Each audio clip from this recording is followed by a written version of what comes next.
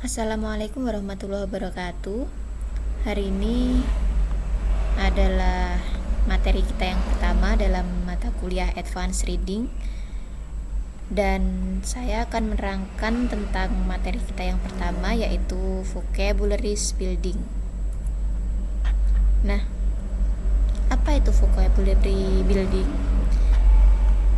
Unsur-unsur yang terdapat dalam Vocabulary Building itu yang pertama adalah kita learning new words from your reading. Jadi kita harus mempelajari kata apa yang baru yang kita dapat dari sebuah bacaan yang kita peroleh.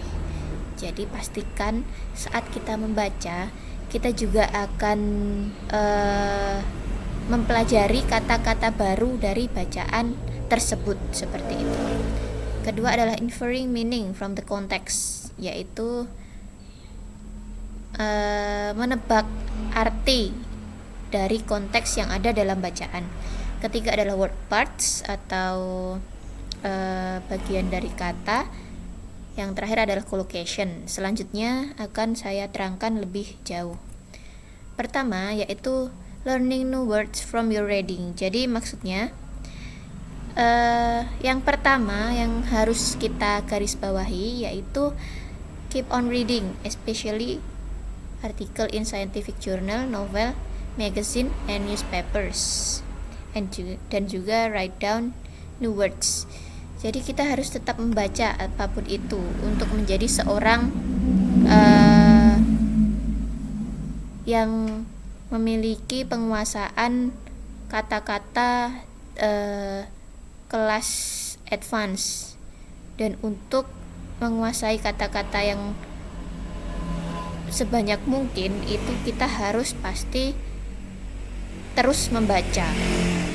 Dan bacaan apa yang seharusnya kita baca? Ya ini yang pertama adalah tentu saja artikel dalam sebuah jurnal ilmiah, karena pasti itu sangat berkesinambungan dengan kita yang ada di setting akademik.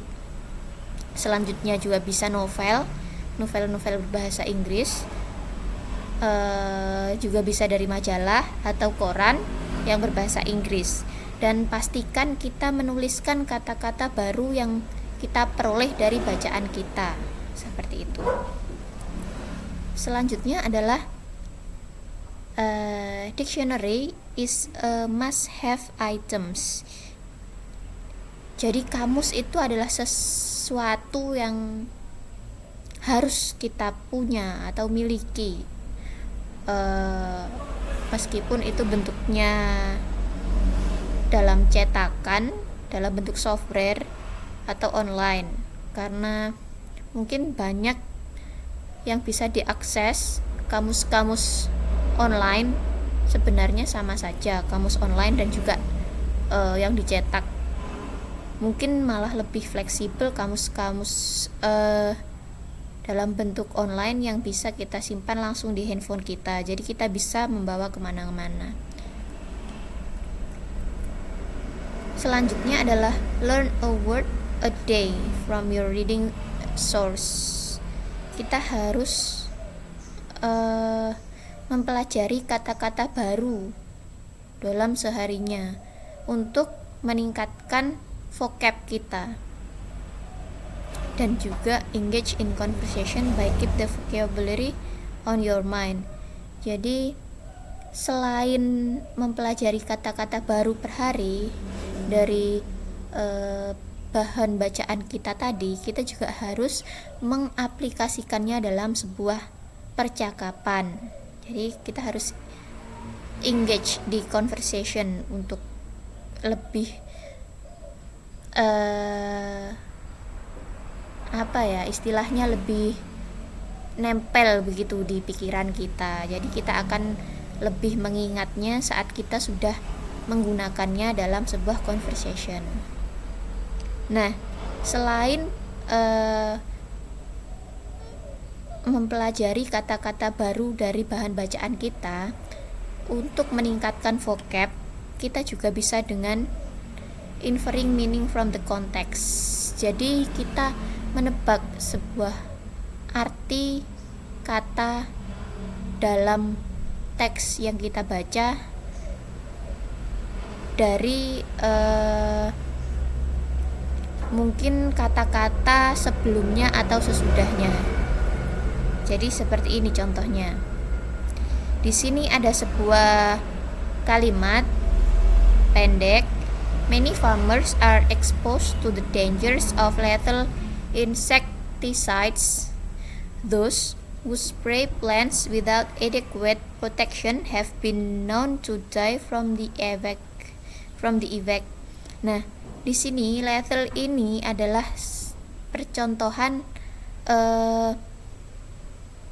arti yang belum kita ketahui. Jadi lethal ini apa ya kira-kira, seperti itu. Saat kita menemui permasalahan demikian, kita bisa menginfer atau menebak artinya dari konteks yang tersedia dalam teks tersebut.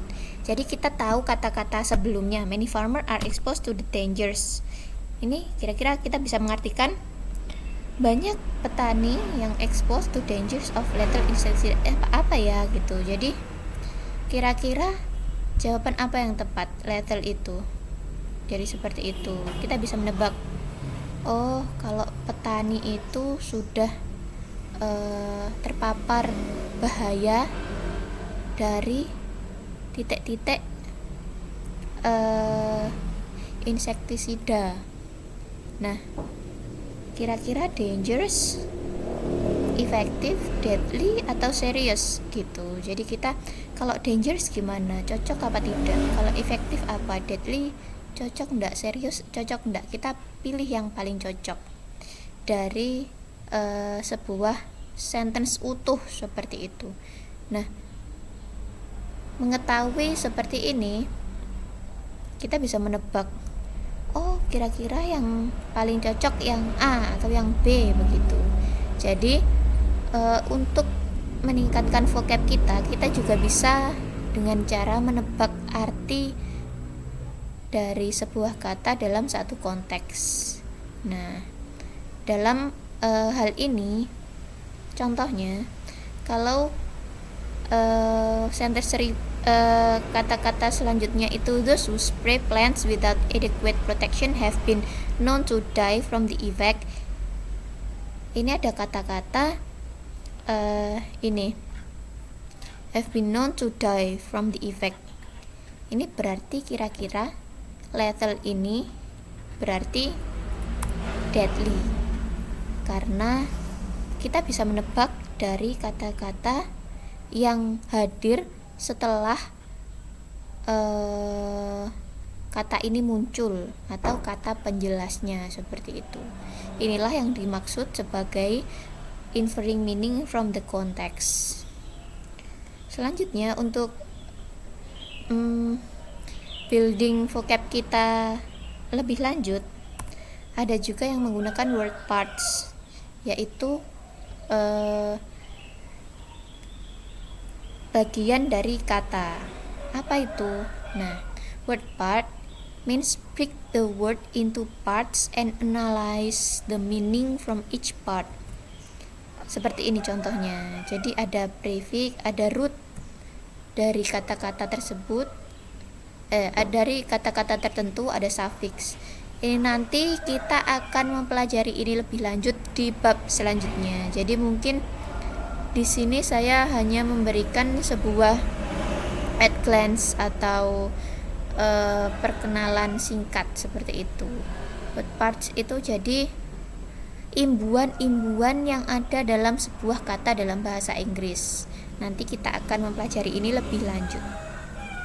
Nah, terakhir yang bisa kita gunakan dalam building our vocabularies yaitu collocations.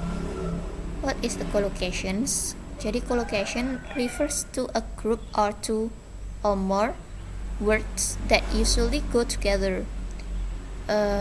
Co meaning together, location meaning place. Jadi collocation itu words that located together, yang beriringan, yang bersamaan, yang berada berdampingan, seperti itu.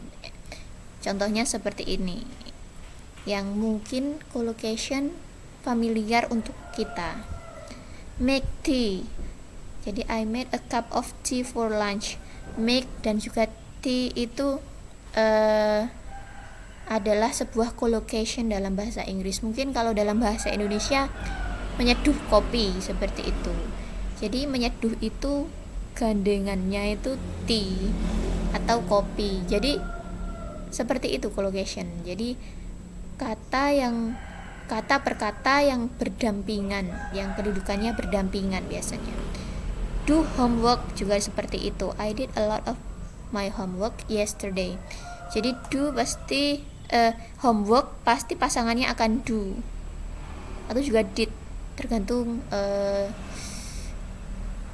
kata atau sekuensinya seperti apa. Jadi homework itu do, tea itu make, teh itu menyeduh. Nah, seperti itu contohnya collocation. Nah, selanjutnya ini adalah task kita minggu ini tentang sebuah artikel dalam koran yang saya catat di The Jakarta Post tertanggal hari ini tentang Presiden Donald Trump.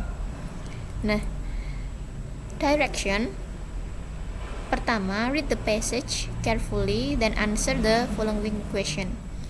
Pertama adalah list some word that categorized as a new word for you. Maaf ya, itu typo, jadi for you. Jadi